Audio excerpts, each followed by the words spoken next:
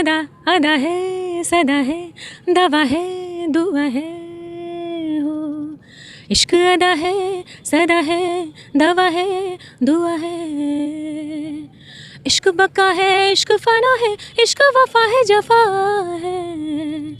अदा है सदा है दवा है दुआ है हो। नमस्कार, गोरखपुर फर्स्ट देख रहे हैं आप और इस वक्त स्क्रीन पे जो शख्सियत दिख रही हैं ये हैं पारुल मिश्रा जी।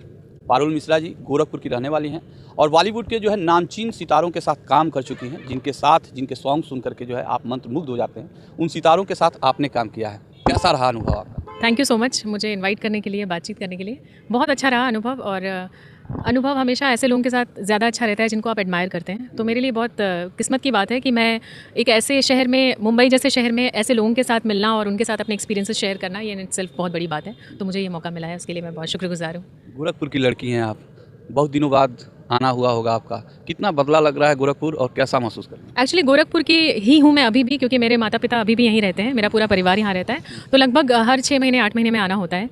लेकिन जब आप लोगों के नज़रिए से शहर को देखती हूँ तो बड़ा अच्छा लगता है। ऐसा लगता है कि हाँ, बहुत विकास हो रहा है। और एक्चुअली अगर हम एयरपोर्ट से गोरखनाथ मंदिर की तरफ जाते, क्योंकि मैं रहती उधर ही हूँ, वृंदावन कॉलोनी में, राजेंद्र नगर, तो बड़ा अच्छा लगता है ये देख करके कि गोरखपुर काफ़ी डेवलप हो चुका है। मतलब अगर कोई 5 साल बाद आए तो शायद रास्ता भटक सकता है, इतनी डेवलपमेंट हो चुकी है।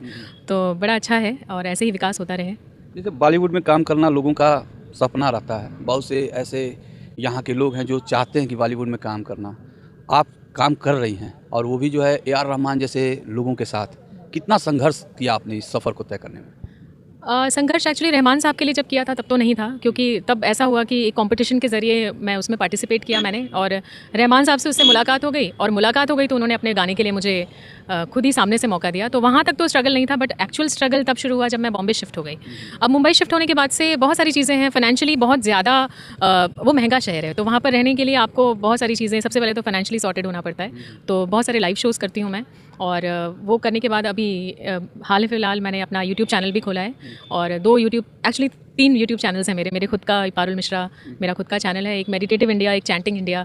तो वो सारे चैनल्स मैं खुद ही चला रही हूँ, और मैं और मेरे हस्बैंड चलाते हैं, और बहुत लोगों के द्वारा बहुत प्यार दिया जाता है। तो कम्प्लीटली उसमें इन्वेस्टेड हूँ अभी फ़िलहाल। और अभी मैंने लास्ट 2-3 साल पहले एक फ़िल्म आई थी थलाईवी, कंगना रनावत की फ़िल्म थी, उसके लिए भी मैंने प्लेबैक किया था शंकर महादेवन सर के साथ।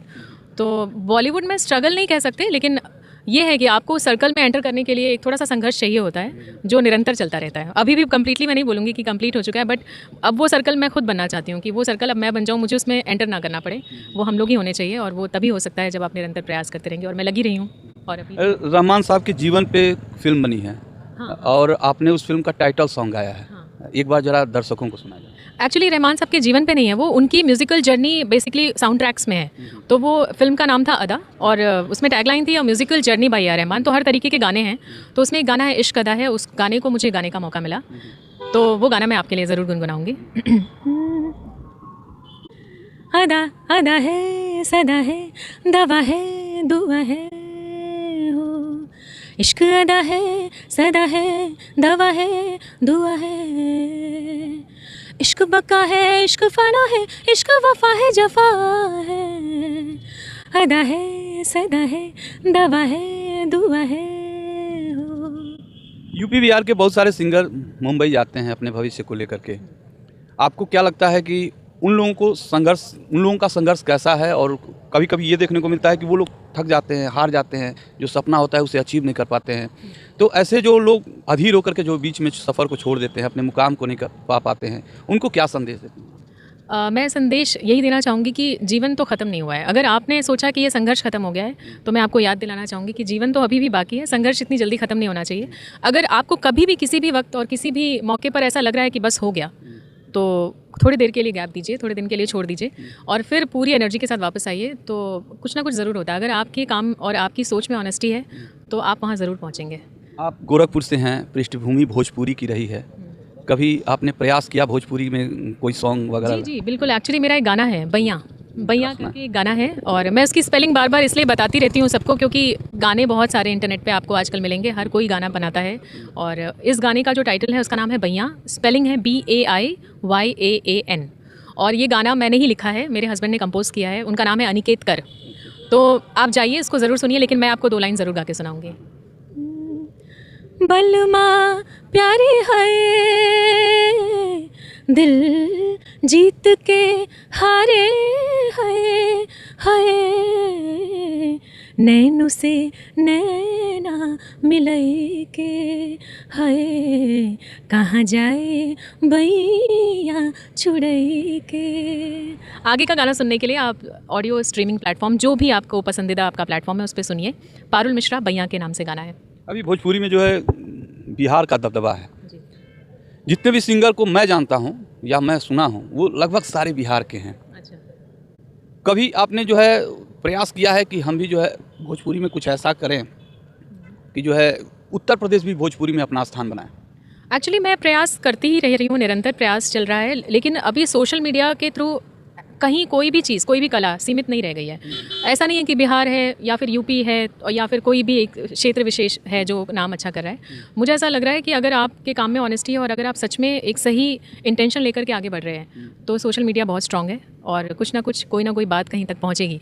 तो अभी मेरा निरंतर प्रयास चलता रहता है। मैं भोजपुरी के बहुत सारे ऐसे गाने हैं जो मैंने पहले अपने बचपन में सुना होगा, तो मैं उसके अलग अलग तरीके से उसको पेश करती रहती हूँ ताकि हो सकता है कि ये तरीका लोगों को पसंद आए। क्योंकि एक वो जो हमारा पारंपरिक तरीका है हारमोनियम तबला वगैरह के साथ, वो तो सबसे ऊपर ही है डेफिनेटली, लेकिन मैं उसको अलग अलग तरीके से कुछ नए इंस्ट्रूमेंट्स के साथ करती रहती हूँ। और अभी एक नया चैनल भी शुरू कर रही हूँ, यूट्यूब चैनल है जिसमें मैं लगभग कोई भी बाउंडेशन से ऊपर बहुत सारे ऐसे गाने करना चाहती हूँ जो कि कोई क्षेत्र विशेष या कोई संगीत विशेष के ना हो और वो उसमें सब हर तरीके का संगीत हो।